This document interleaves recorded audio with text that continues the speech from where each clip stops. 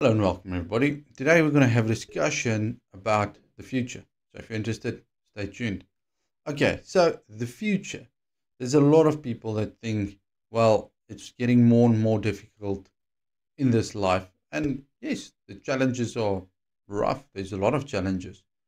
But the future, I know the one that holds the future. You see, and that makes a big, big difference. Many people are afraid of the future. They don't know what the future holds.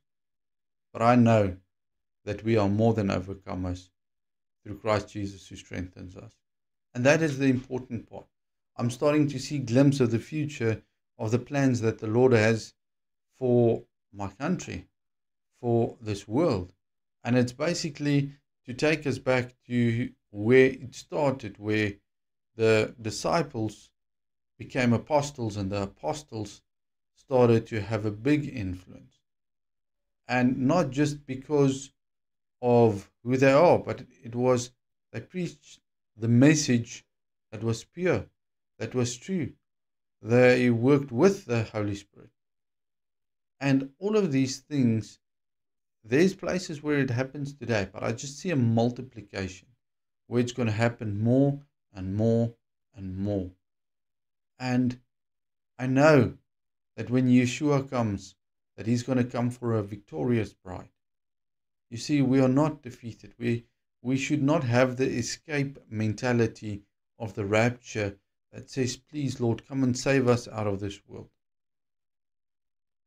We should be victorious and overcomers, and then the Lord can come. You see, there's a very big influence in your mentality, and I had it for many, many years. I was in churches where they preached the rapture a lot.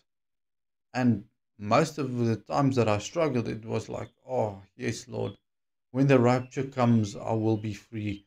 I will be, that is going to be a glorious day. So I started to live for when the rapture is going to come. In school, I had a teacher that said that the rapture is going to come soon and they expected it to be the year 2000. I'm like, then why am I studying for? Why do I have to go through all of these things and not going to need it one day? Well, in part, I have to study now because I didn't study then as I was supposed to.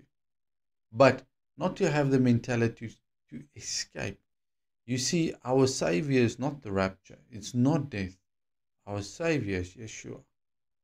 And I just see how people are going to know more and more about Him, going to have a deeper relationship with Him. Many people in the churches, and I don't say this as judgmental, I just say it, many people in the churches are there, they're sitting there because they feel they have to. If they don't sit there, they're not going to be saved anymore. So they do not come to worship, they do not come to learn. They actually just either come because it's tradition or they feel compelled to do it. And I just see how the focus is going to become a relationship once again, where we'll have such an intimacy with the Lord. And then that's going to be a very glorious time. Even though you're still going to have challenges. By now you should know that I don't preach that there'll be no challenges. Yes, when we get in heaven, that's going to be a whole different realm. But here on this earth, there's challenges. But we can overcome all of these challenges. And then we receive new ones. Because it's making us stronger. It's preparing us. I believe that Yahweh is in control of my future. That what is happening in my life, if there's something that should not happen, that I pray that He will warn me, help me, rescue me, save me. But if it is something that I need to go through, then I pray for strength, endurance. Pray that I learn why I'm going through so that I can overcome. Not why to complain and rebel. No. I've been there, done that, didn't work. What works for me is to know and seek what is the will of Yahweh. Because when you're focused on that, you will see the desires that you have is going to fit in. But sometimes we've got counterfeit desires. Desires that's been placed there specifically by the world to say, desire this, desire that, which is distractions. Look away from all the distract by looking unto Yeshua. He's the author and the finisher of our faith. So if we write a book or a play, and I'm going to tell you that you're part of the story. Now, he's the author of that story. Not of your free will. No, you still got your free will. But of your faith. He helps you to build your faith. He gives you challenges so that you can become strong. He helps you. He's giving you grace when you stumble and fall. Then you get back up and try again and again and again. You see, even though the picture looks very, very bleak, the future is not. The future is definite, and I see how there's change coming in this world, where true Christians are going to rise up and have a massive impact and a massive influence in this world. I believe the time is starting to come to an end for the enemy to rule and reign on this earth.